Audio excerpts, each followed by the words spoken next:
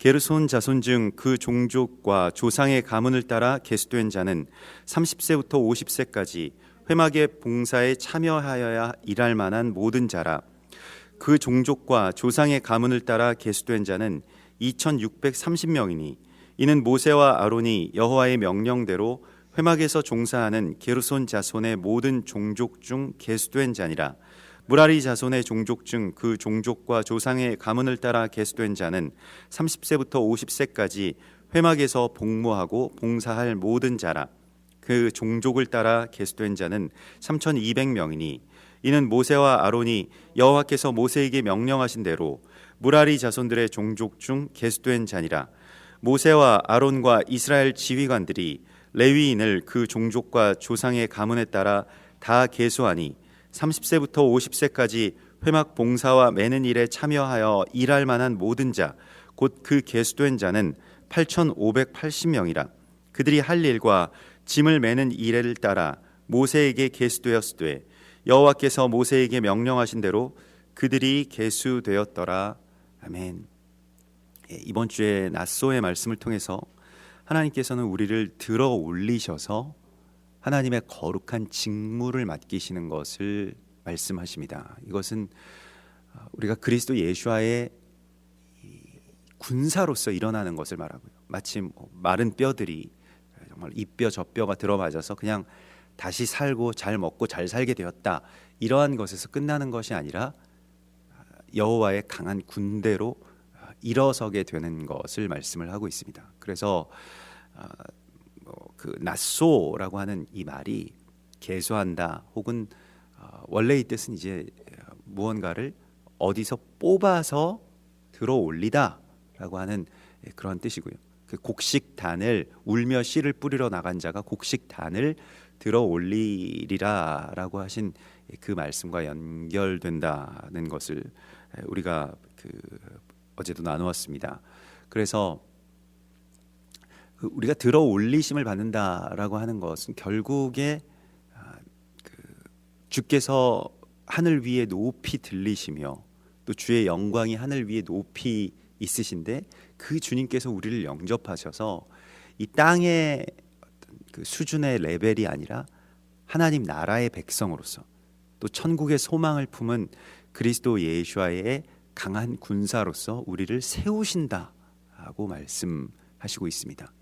우리의 어떤 능력이나 자격과 상관없이 주님께서는 우리를 그렇게 세우셔서 또한 우리 한 사람 한 사람에게 주님의 이 거룩한 일들을 맡겨주신다. 그래서 이 낫소에서 나온 말이 네시임이라고 해서 이제 지휘관이라고 하는 그러한 이 말이 있습니다. 오늘도 이제 지휘관들이 그 레위인의 수요를 다 이제 계수하니 이렇게 나왔는데, 사실은 이게 이 들어 올림을 받는다, 세운다라고 하는 것은 하나님께서 직접적으로 우리 가운데 행하시는 일이기도 합니다만은, 성령께서 우리를 그렇게 행하시기도 하시지만은 땅에서 누군가를 이 땅에 기어다니고 또 묶여 있는 사람들을 풀어서 그들을 들어 올려서 당신의 존귀함과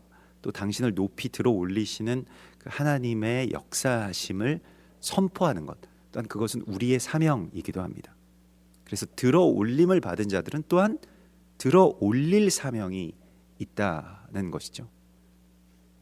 백성들을 건져서 또 사람들을 이제 그러한 이 삶의 단계에서부터 하나님께서 주시는 우리가 어제도 나눴던 것과 같이 오늘 이 말씀 속에서도 30세 이상으로 또 50세까지 가장 말하자면 가장 왕성하게 이제 그 주의 일을 할 수 있는 그런 신체적인 나이도 되겠습니다만은, 또한 이것은 신체적인 나이를 넘어서서 그리스도 예수와의 장성한 분량, 곧 예수학기에서 그 공생애를 시작하신 바로 이 그러한 그 인생의 다음 단계를 말씀하고 있습니다.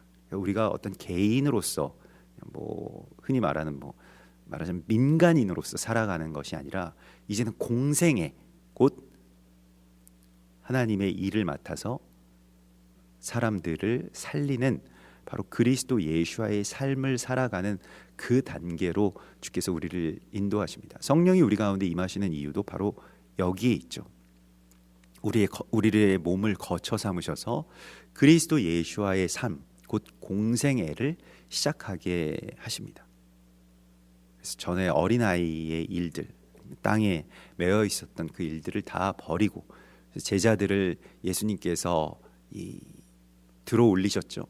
나를 따르라 라고 말씀하셨을 때에 제자들이 그 땅에서 또 물에서 자신들의 삶에서 가장 어떤 생계와 관련되어 있던 모든 것들을 그냥 버리고 그렇게 주를 좇아서 주의 일을 향해서 나아가는 그러한 모습을 우리가 보게 됩니다. 그래서 민수기에서는 이 나실인의 서원이 있고요. 또 제사장의 축복이 이제 있게 되죠. 그러한 모든 것들이 결국 이 들어 올려짐에 또 우리가 주님의 일들을 하면서 주님을 높이 올리고 또 주님께서 우리 가운데 주신 능력으로 또 우리 가운데 주신 사명으로 말미암아서 우리가 사람들을 들어 올려서 세우는 그러한 사명을 하나님은 오늘도 우리에게 말씀을 하시고 있습니다. 그래서 그 게르손, 고핫, 무라리 이렇게 되는 그 레위인들의 직무, 특별히 이 민수기 4장에서는 게르손과 무라리 종족에 대해서 조금 더 이 초점이 맞춰져 있는 것을 보게 됩니다. 그래서 우리가 어제도 나누었던 것과 같이 게르손은 이방의 나그네를 뜻하고 무라리는 이제 마라, 곧 고난의 이 향기, 몰약을 뜻한다라고 하는 것을 우리가 보았죠. 그래서 게르손은 이제 장막을 어떤 장막의 덮개를 담당하는 자들이었고요. 우리가 땅에서 나그네가 된다라고 하는 것, 또 어떤 이방 교회의 사명이라고 하는 것을 이 게르손을 통해서 이제 보게 됩니다. 히브리서 11장 13절에 보면 믿는 모든 사람들은 이 땅에서 나그네가 된 존재라고 하는 그 인식이 있어야 된다는 거예요. 그러니까 왜냐하면 그것이 우리의 본향이 이 땅이 아니기 때문에 그럴 때에만 우리가 높이 들어 올려짐을 받을 수가 있습니다. 그러니까 땅에서 일어나는 일들에 너무 아둥바둥 막 할 필요가 없다는 거예요. 그게 전부가 아니기 때문에요. 물론 그것은 굉장히 중요한 일이기도 하고 귀한 하나님의 역사이기도 합니다. 우리가 땅을 맡았기 때문에 땅의 일들을 부정하고 그냥 하늘의 이 땅은 다 부정되고 하늘의 일을 하라 이러한 것이 아닙니다. 다만 우리가 이 땅에 무언가 그냥 매여 있고 이게 끝이고 이게 전부라고 하는 생각에서 벗어나라고 말씀을 하시고 있는 것이죠. 그래서 우리가 이 땅에서는 다 나그네임을 증언하였다라고 히브리서 11장 13절에서 믿음의 조상들이 땅에서는 외국인임과 나그네임을 증언하였다라고 말을 하고 있습니다. 그래서 이 히브리서의 관점에서 믿음의 조상들, 아브라함, 또 다윗, 모세, 그러한 모든 그런 믿음의 조상들이 자신들이 그 땅에서 살 때 다 이방에서 온 나그네로서, 그러니까 히브리인이라고 하는 것 자체가 이방인이라고 하는 뜻입니다. 강 건너서 온 저 외지 사람들, 타지 사람들 이런 뜻입니다. 그런데 자기들이 그런 신세가 되었다라고 하는 것이 아니라 자신들이 나그네임을 증언하였다라고 말씀을 하고 있습니다. 그러니까 우리가 우리의 어떤 이 아이덴티티, 그러니까 이 정체성을 하늘에 두고 사는 사람들은 자신이 이 땅에서는 나그네임을 증언합니다. 나그네는 이 땅에서 일어나는 일들에 매일 필요가 없죠. 그래서 하나님의 나라를 실제로 소망하는 것입니다. 그게 이 땅의 나그네가 살아가는 방식입니다. 그러니까 하나님의 나라. 우리 왜 나그네임을 증언하였냐면 그들이 이같이 나그네임을 증언한 이유는 자기들이 본향 찾는 자임을 나타내기 위함이다라고 히브리서 11장은 말씀을 하고 있습니다. 우리가 만일 정말로 본향이라고 하는 곳에 대해서 소망을 품고 있고 실제로 찾고 있다라고 한다면 땅에서 그 땅이 전부라고 생각하는 사람들처럼 살 필요는 없습니다. 그것은 전부가 아니고 그냥 하늘의 하나님의 나라의 어떤 반영, 반향이라고 그렇게 할 수가 있겠습니다. 물론 서로가 영향을 주고받을 수 있겠습니다만은, 그래서 때로 이 정치적인 문제나 또 여러 가지 국가적인 어려움들에 대해서 막 그렇게 애를 쓰시고 또 열을 올리시는 분들에게 간혹 그런 질문들을 합니다. 우리가 이 하나님의 나라를 이 땅 가운데 이루는 것이 어찌 되었든 궁극적인 우리의 사명이 아닐까요? 라고 하는 것에 대해서 조심스럽게 여쭤보면 어떤 분들은 그렇죠, 우리가 이 세상의 어떤 체제를 이루기 위해서 살아가는 사람들은 아니죠. 우리 정치인들이 아니고 우리는 어떤 정당원들이 아니고 하나님의 그런 거룩한 나라의 일원이고 그것을 하나님 나라가 이루어지길 위해서 하는 것이지 어떤 체제가 다른 체제와 대결하고 거기에 우리가 동원되고 이러한 것은 아니다라고 하는 것에 대해서 간혹 동의하시는 분들도 있고 또 아니면 그래도 정치는 종교와 분리될 수 없다 이렇게 말씀하시는 분들도 있고, 분리하자는 이야기가 아니고요. 분리할 수 없죠. 우리가 항상 기도하고 또 애쓰고 하는 것인데, 그러나 오늘 이 게르손 자손이 어제도 나누었던 것과 같이 땅을 커버링하는 그 덮개를 갖고 있고 그 덮개의 사명을 갖고 있다라고 하는 것에 대해서 그걸 우리가 덮는 것, 그러니까 세상의 많은 문제와 죄악과 체제의 어떤 불안정함과 사람이 만들어 놓은 모든 어떤 구조의 모순과 그런 것들을 어떻게 우리가 싸워서 이길 거냐라고 하는 것에 대해서 생명으로서 그 땅을 덮어야 되고, 은혜로서 또한 사랑으로서 용서로서 그 땅을 덮는 그 덮개, 그것에 대한 사명을 우리가 갖고 있음을 말씀을 하고 있습니다. 이방 나그네이기 때문에 할 수 있는 것이고요, 또 본향을 찾는 자이기 때문에 이 땅에 대해서 다른 관점으로 땅의 문제에 대해서 접근할 수가 있게 되는 것이죠. 예수님께서 그것을 우리 가운데 보여주셨습니다.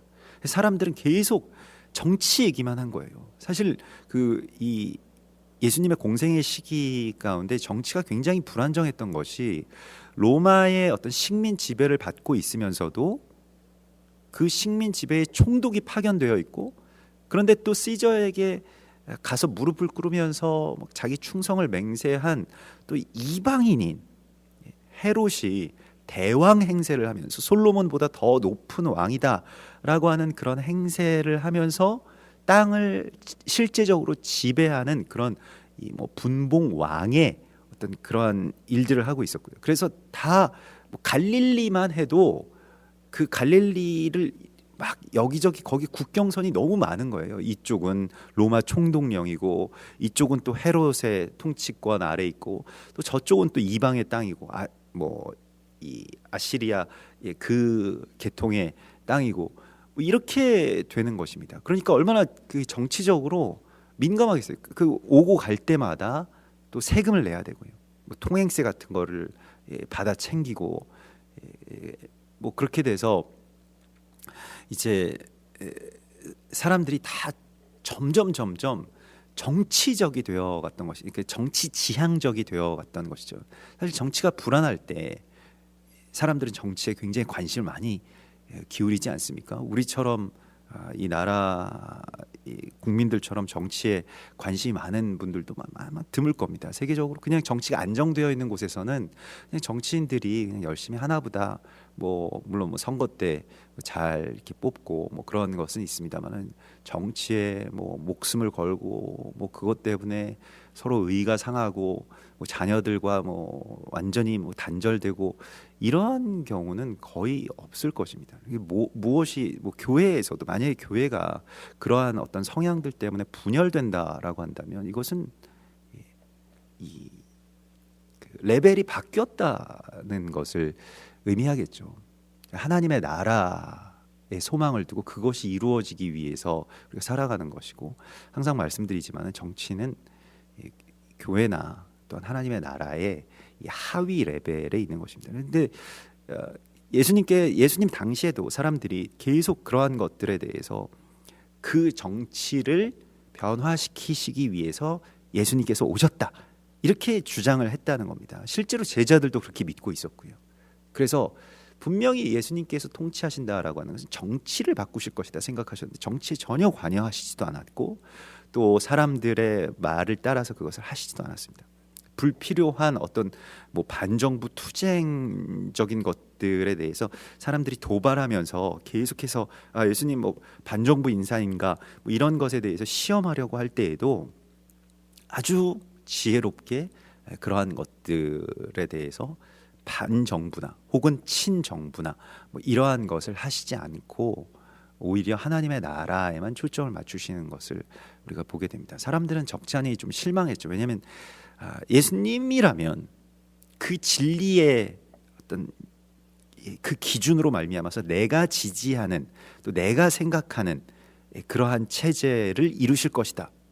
그럼 뭘 신봉해 왔다는 겁니까? 그러니까 내가 생각하는, 사람이 생각하는 어떠한 그 체제가 하나님의 나라라고 주장을 하는 것이나 다름이 없는 것인데요. 하나님의 나라는 그것을 초월하는 것입니다. 그것 위에 있는 것이고요.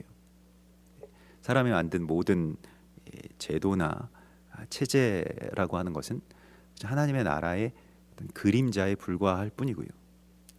실제로 뭐 이론적으로는 뭐 죄송하게 뭐 이렇게 민감하게 생각될 수도 있겠습니다만, 이론적으로는 그냥 어떤 체제의 어떤 이론상에서는, 현실이 아니라 이론상에서는 오히려 사회주의가 굉장히 매혹적이죠. 굉장히 유토피아적인 어떤, 또 가난한 자들을 뭐 이렇게 없게 하고 뭐 이러한 것들에 대해서 먼저 출발하는 것이기 때문에 굉장히 이론적으로는 뭐 마치 완벽한 체제인 것처럼 보입니다만, 그러한 사회주의 실험이 다 실패로 돌아가는 것을 우리가 보게 되죠. 뭐 마지막 남아 있는 나라가 저 북한인데, 뭐 잔재가 조금 남아 있는 게 뭐 중국, 뭐 베트남, 뭐 그 정도가 되겠는데 다 이제 포기하고 어떻게든 이제 살아가려고 하고 있지 않습니까?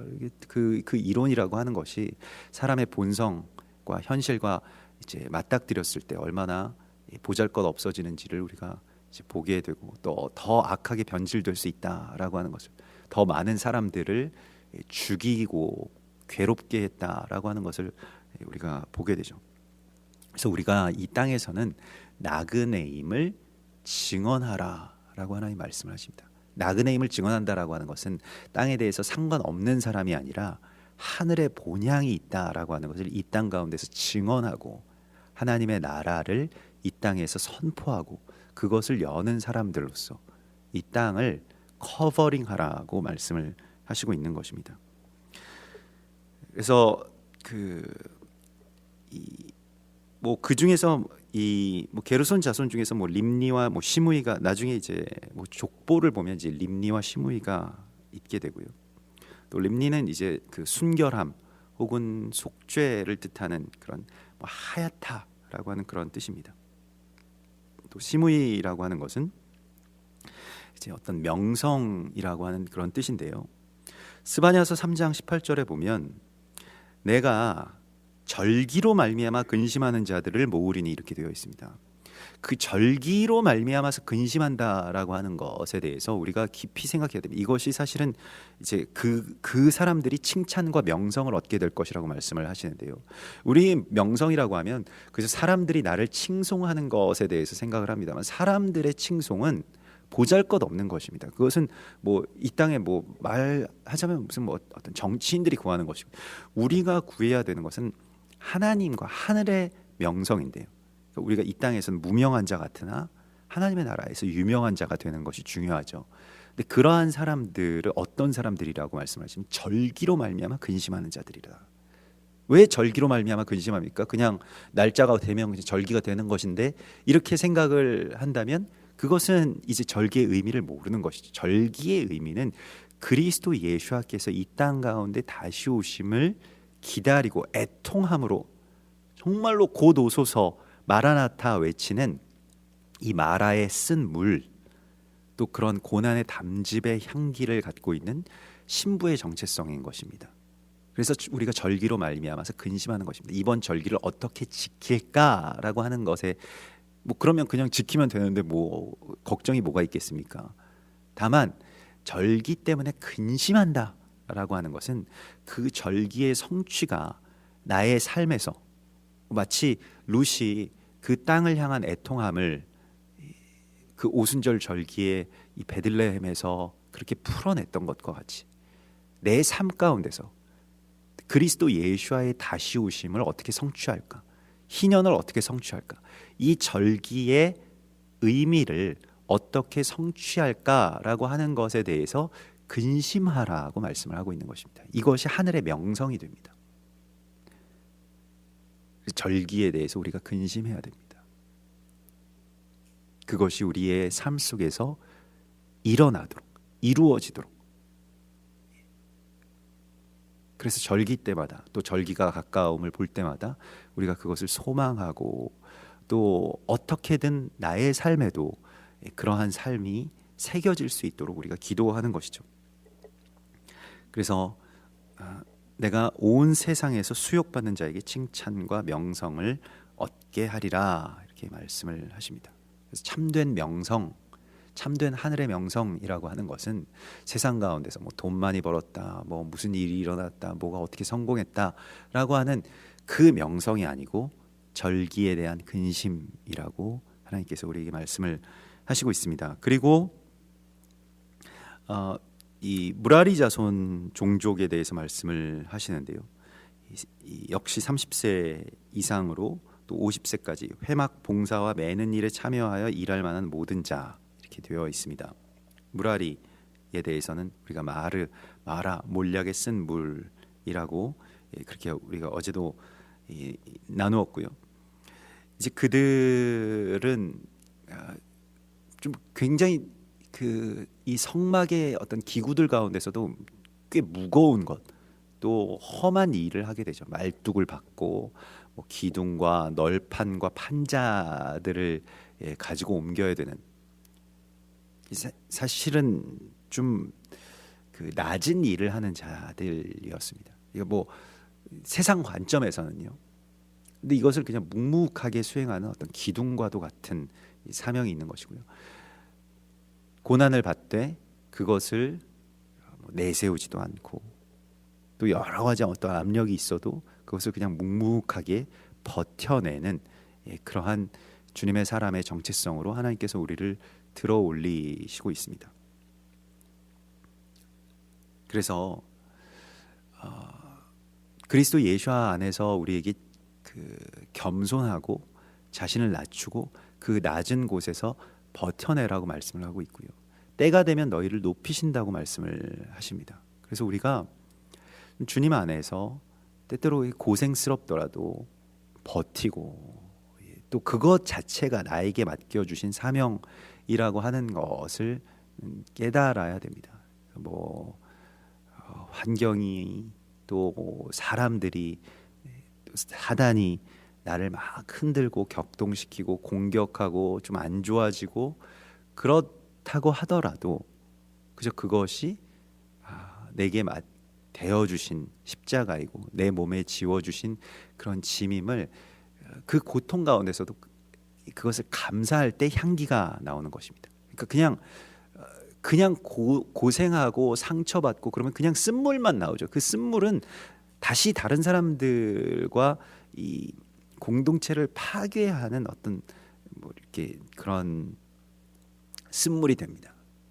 그런데 이제 그러한 고생 가운데서 그것을 그리스도를 생각하면서 참으면 이것이 아름답게 된다라고 베드로전서에서 우리에게 말씀을 하시고 있죠. 그러니까 바로 이 고난이 결국엔 가장 아름답고 향기로운 그 그리스도 예수와의 향기가 되는 그 지점이 바로 여기에 있습니다. 그런데 대부분은 이렇게 고생스러운 일이 있고 핍박이 있고 어려움일 때 그 자기 연민에 빠져버리게 된다는 겁니다. 자기 연민에 빠져버리게 되면 어떤 일들이 일어나냐면 내가 나를 스스로 불쌍하게 여기게 되고 이게 이 쓴 고통이 몰약이 될 순간을 상실하게 되어버립니다. 그래서 원망하게 되고요.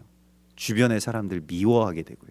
또 공격하게 되고 말로 저주하게 되고 이렇게 그냥 이 낮은 레벨로 전락해 버리게 된다라고 하는 것이죠. 그 고생을 뭐 말 그대로 그것은 헛 고생이 됩니다. 예. 기왕의 고생을 하려면 그 고난을 하나님께 드리는 거룩한 예물로 바치고요. 제가 지금 이 고생하는 것이 주님께서 나를 단련하신 후에는 내가 정금같이 나아가리다라고 하는 욥의 소망을 갖고요. 또한 그 고난 가운데서 그리스도 예수와를 생각하고 예수와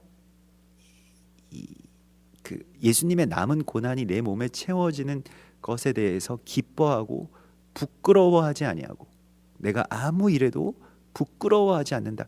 이게 바울의 이야기 아닙니까? 사람들이 되게 바울을 불쌍하게 생각한 거예요. 그 뭐 말 그대로 좋은 가문에서 좋은 대학 나오고 그 부잣집 가문의 도련님으로 그냥 뭐 오늘날로 치면 아주 명문대 나온 행시 패스한 사람입니다. 그냥 승승장구 길이 열린 거예요. 가문도 좋고요. 이중 국적자, 뭐 미국 시민권도 갖고 있고 또 우리나라 대한민국 국적도 갖고 있는 뭐 많은 부자들이 그렇게 살죠. 많은 고관 대작들이 그렇게 살지 않습니다. 그렇게 살아가는 사람이 갑자기 예수 믿는다는 이유로 맨날 어디 가서 매 맞고 감옥에 갇히고 끌려다니고 사람들에게 조롱받고 이단이라고 정죄받고 무시당하고 이렇게 살아가는 거죠. 그러니까 사람들이 얼마나 불쌍해하겠어요. 원래부터 그렇게 고생하던 사람이면 그냥 뭐 그런가 보다 뭐 이렇게 생각을 하는데 그렇게 부잣집에서 고생 없이 뭐 해외 유학까지 마치고 뭐 로마 시민권도 있는 사람이 왜 그렇게 사나라고 그렇게 불쌍히 여겨도 자신은 그런 것에 대해서 불행하지 않다는 거예요. 나는 아무 일에도 부끄러워하지 않고 오직 담대하게 지금도 간절하게 그리스도 예수께서 내 몸 안에서 영광을 받으시기를 구합니다라고 담대하게 그렇게 외치고 있습니다. 이것이 몰약의 아름다운 향기입니다. 이것이 신부의 아름다움인 것이죠. 신부의 단장 여기서 나오는 것이죠. 근데 우리에게도 여러 고난이 있습니다만은 그저 그 고난을 자기 안에서 막 어떻게든 뭐 그 원망함으로 또 연민함으로 이걸 그렇게 전락시켜 버리는 것은 굉장히 사실은 아까운 일이고 또 지혜롭지 못한 일이 될 것입니다. 그래서 우리에게 하나님께서 이 맡겨주신 이 모든 일들에 대하여서 오늘 이 그 짐을 매는 일과 할 일에 대해서 말씀을 하시는데 이 그 마사라고 하는 어떤 사명, 이제 사명을 받은 그리스도 예수와의 사람이 된다라고 하는 것을요. 이제는 주께서 하나님의 나라의 짐을 맡겨주신다. 예수께서도 우리에게 말씀하셨죠. 누구든지 나를 따르려거든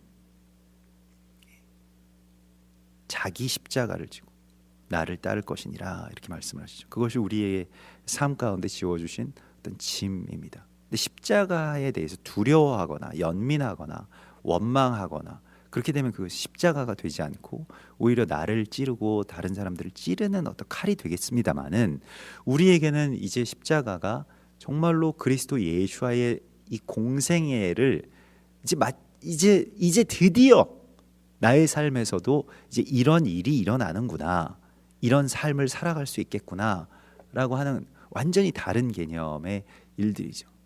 정말로 세상에 감당할 수 없는. 그래서 꼭 같이 삶을 살아간다라고 하는 것은 때로는 고생스럽고 때로는 뭐 감사하고 풍족한 일이겠습니다만은 정말로 비천에 처할 줄도 알고 또 풍부에 처할 줄도 아는, 꼭 비천만이 또 주의 일의 전부가 아니죠. 때로는 또 풍부하게 하셔서 또 주님의 많은 일들을 하게 하실 때도 있고요. 그러나 그것이 하나님의 일의 전부이고 그것이 하나님의 일의 모든 승리라고 말할 수는 없습니다. 비천에 처할 수 있는 것이죠. 그것은 그 나름대로의 또 하나님의 뜻이기도 합니다. 그래서 오늘 하나님께서는 우리에게 주님의 할 일과 짐을 매는 일을 드디어 맡기시면서 우리를 세우시는 것을 보게 됩니다. 엘리사에게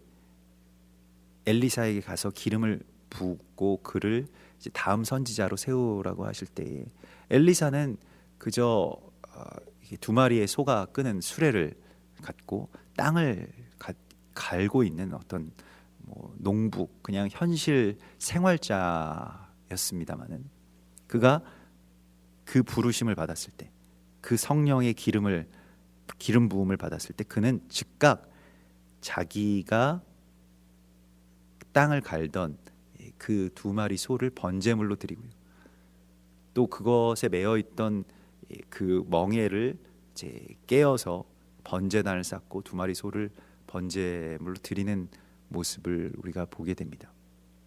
그래서 예전에 우리 가운데 있었던 그러한 모든 삶의 무게와 멍에들을 이제 내려놓고 하나님께서 우리 가운데 맡겨주신 그 사명에 집중하면서 이렇게 들어 올림을 받는 것을 하나님 우리에게 말씀을 하시고요. 이것을 위해서 모세에게 계수하게 하시고 또 지휘관들에게 계수하게 하셨다. 여기서 그 계수는 이 나쓰임을 위해서, 그러니까 이 들어 올림을 위해서 찾아온다, 파카드입니다. 그래서 가까이 오게 하셨고 찾아오게 하셨고 함께 하게 하셨다라고 말씀을 하고 있습니다. 주께서 우리와 함께 하시고요, 또 주님의 사람들이 우리와 가까워져서 우리에게 다가와서 우리와 함께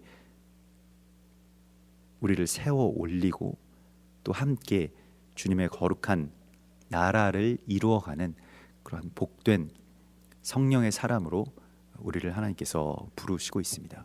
같이 기도하겠습니다.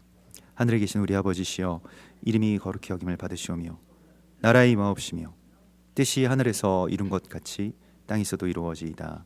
오늘날 우리에게 일용할 양식을 주옵시고 우리가 우리에게 죄 지은 자를 사하여 준 것 같이 우리 죄를 사하여 주옵시고 우리를 시험에 들게 하지 마옵시며 다만 악에서 구하옵소서. 대개 나라와 권세와 영광이 아버지께 영원히 있사옵나이다. 아멘.